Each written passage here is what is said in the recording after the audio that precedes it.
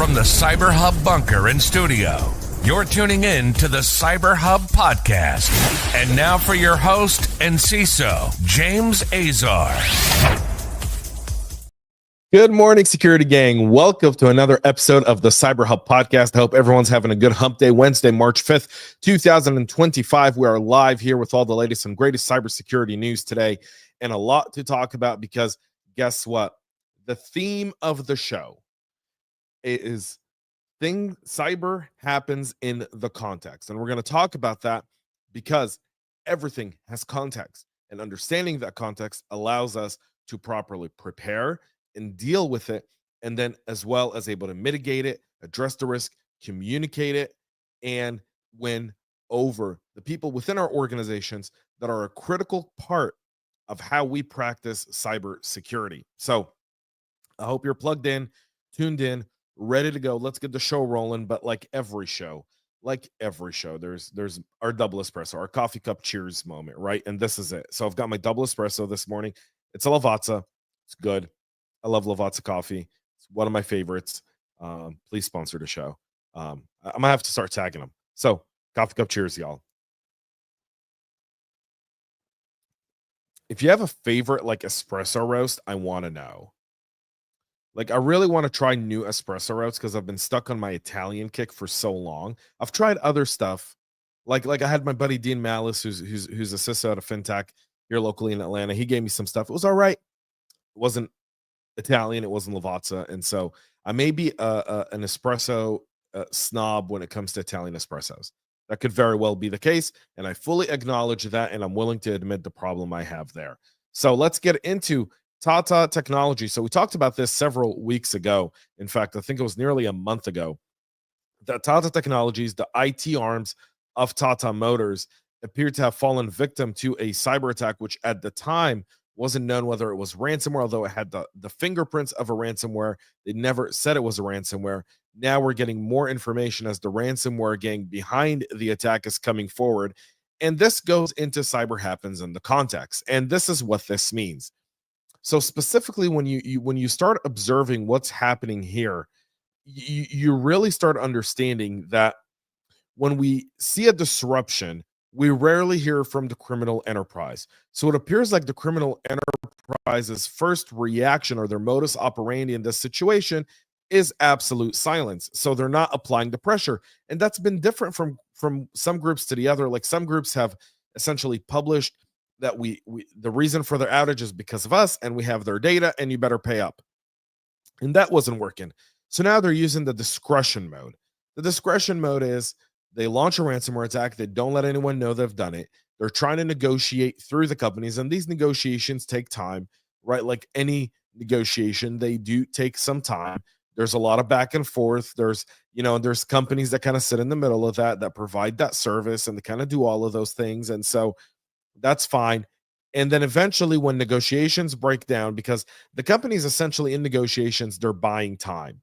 And they're buying time to see just how much damage is there, and then how much do we really need the decryption service from these attackers? Meaning if we had good backup, if we had good solid backups, then can we restore from those backups and not pay these criminals a cent?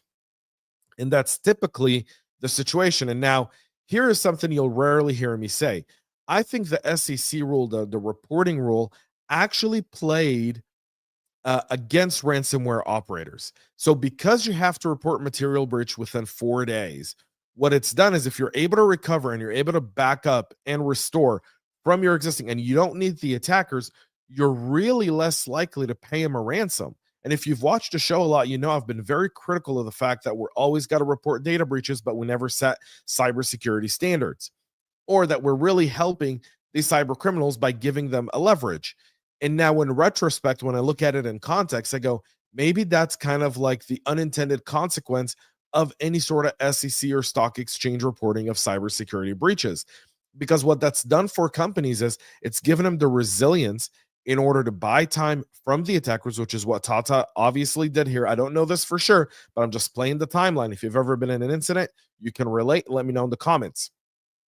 And so they bought the time. They understood that they can likely restore, and then said, we're not paying you a dime. And then Hunters International, who's a ransomware group that's now claiming responsibility for the attack, adding Tata to their Tor-based leak side, have come forward saying, we'll make all the data public. We're giving you 6 more days to pay us. If not, that's it. And they typically do this at their final offer. So there's been a bunch of negotiations going back and forth. They get to the final offer, and the company will say, I'm not so sure, and they'll lowball them. They'll say, like, we'll give you $100. I'm just kidding, maybe 10 grand or something, for you not to publish the files. And obviously the ransomware group goes, no way, we're not doing that. We're going to leak all your files online. And then this is essentially the final card before the flip by the dealer. If you're in a poker, you'll understand that before the final flip of the card there on the river. This kind of like it. This is it. That's what you got. So that's where Tata is at. No TTPs or IOCs were disclosed by the company as of yet in regards to how they got in, the scope, or the data that was taken by the attackers, but I'm sure at some point we'll get more information about that. We'll move to another really big story here, which is over the weekend, the Polish Space Agency has been offline after an attack on their IT infrastructure. The agency Polsa, which stands for the Polish Space Agency, discovered the attack over the weekend and took all of their systems offline. The situation is still being analyzed. We're in the first few days of this. This is now becoming public. Polsa has not disclosed the nature of the incident or haven't attributed the attack. Most attacks on Poland are orchestrated by Russia. So we're just going to put that out there. People always say Russia. I'm the last person to attribute something to Russia when Russia doesn't need to be attributed to it. There's enough being attributed to Russia to begin with. However, Poland and Russia, you got to remember, Russia occupied Poland until the fall of the USSR and the breakup of the USSR by President Reagan in the late 80s. So from the end of World War II, 1945, to the late 80s, the Polish were under Russian occupation. And so the history there is fraught. The two nations are historically at odds. Poland becoming a member of the EU and NATO's also not helped that situation between Poland and Russia. So there's a lot of back and forth. And obviously, about a decade ago, the Polish president's plane happened to crash as it was getting ready to land in Russia for a meeting with President Putin. And that hasn't gone from the Polish folks' mind. So this cyber attack, still no TTPs, no IOCs, still very interesting to see what the Polish Space Agency may have that would be of interest. And likely it's the satellite orbiting and communication, because Poland has been a huge supporter of the Ukraine in terms of just intelligence. So to use their space agencies in order to provide the Ukrainians with a lot of intelligence over kind of some battlefield shifts and stuff that the Russians are doing, that's likely one of the reasons behind it. If Russia is behind this attack, which it's not, again, I'm estimating here. If it becomes true, you can all say, thank you very much, you're awesome. And if it's not, you can obviously call me names and I'll gladly accept them because I was wrong. North Korea started laundering and has been successfully laundering the $1.5 billion from Bybit. So they've now successfully laundered about $1 billion from the crypto platform. Laundering meaning they're moving it from one of the wallets they moved it to additional other wallets. Ari Redboard, a senior official at TRM Labs, has said that the laundering process relied heavily on decentralized finance tools that help obscure the origin of some of the stolen assets. The rapid and methodical operation indicates an unprecedented level of operational efficiency that poses serious risk, serious challenges for investigators. Yep, they stole $1.5 billion, the largest crypto heist in history. They are moving with a plan. I don't think they just happen to land on it. The FBI attributed the cyber attack to North Korea's Lazarus Group.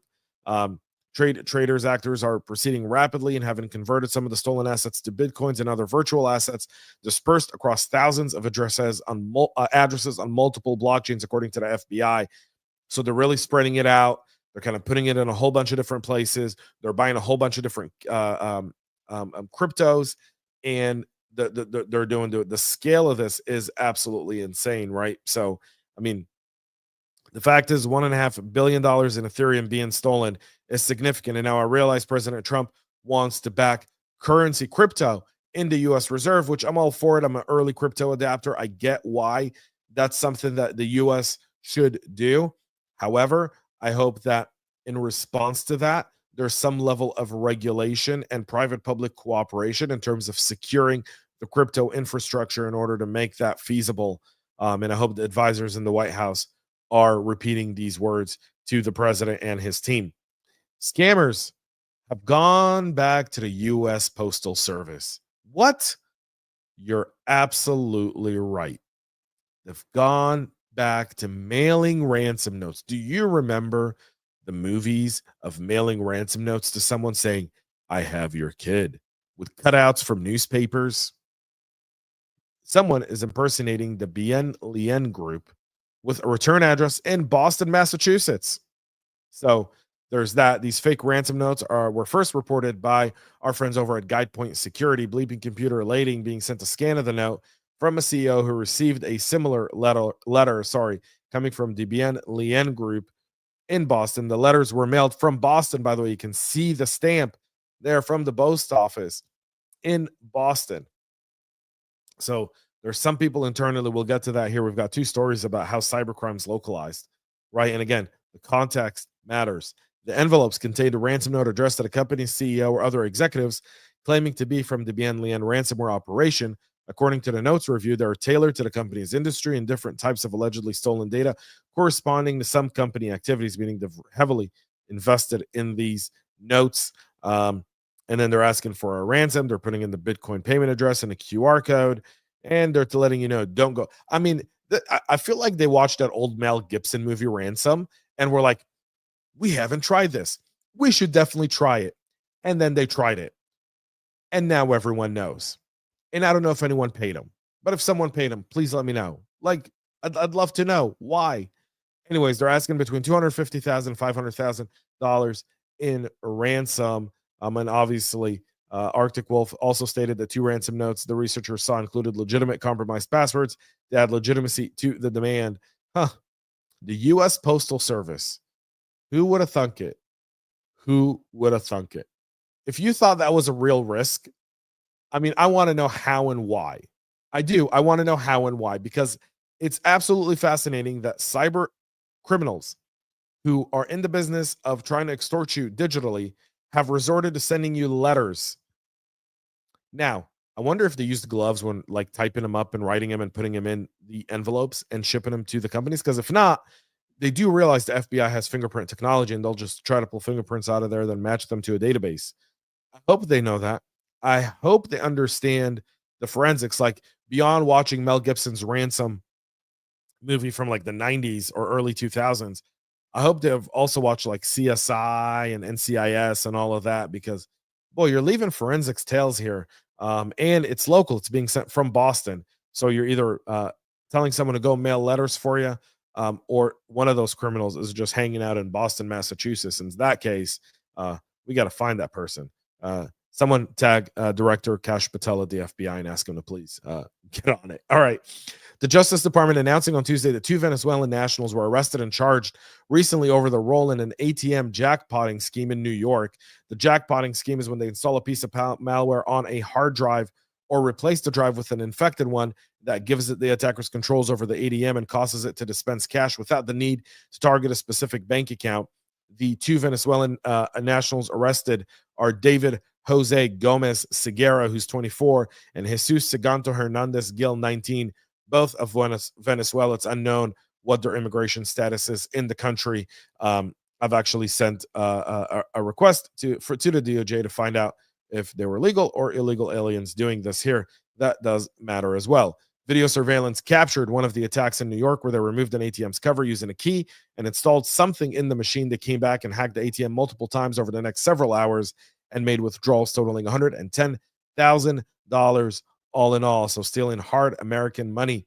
So there's that. They've been captured. They're now in jail, and they face up to 10 years in jail for bank theft, conspiracy to commit bank theft, and a few others. Police arrested them both in Illinois after their vehicle was stopped for suspicious activity, and they'll be extradited back to New York where they'll face those charges.